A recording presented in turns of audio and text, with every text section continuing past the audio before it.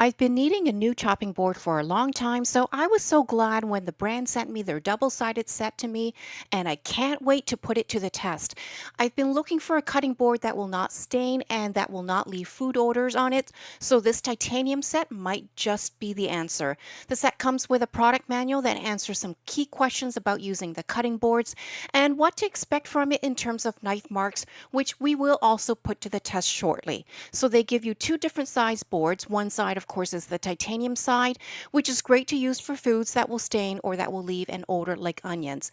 On the flip side, we have a PP material, great for cutting up fruit, veggies, and foods that won't stain or smell after you wash the cutting board.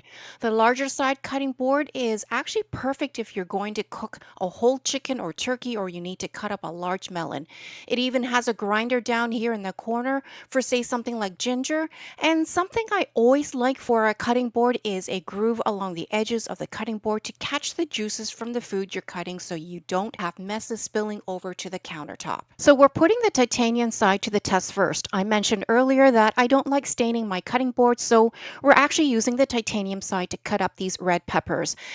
I would also use the titanium side for raw meat so the juices will easily wash off without getting absorbed into the cutting board. And while the peppers are being cut, notice how the cutting board is not shifting around on the countertop.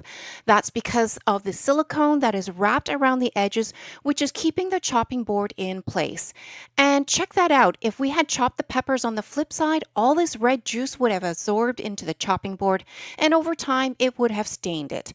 And carrots are one of the worst to try and wash off from a plastic or wood cutting board. Now we flip the cutting board over to slice up a cucumber.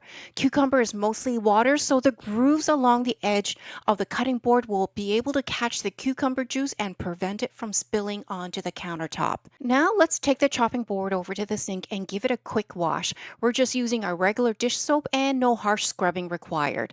And now let's check for the scratch marks. You can definitely see the knife marks, but like the manual said, it's expected and normal. So my overall thoughts on this set of cutting boards, with the double side for chopping different foods, the juice catcher, the non-slip edging, and the two sizes, this set is definitely a keeper.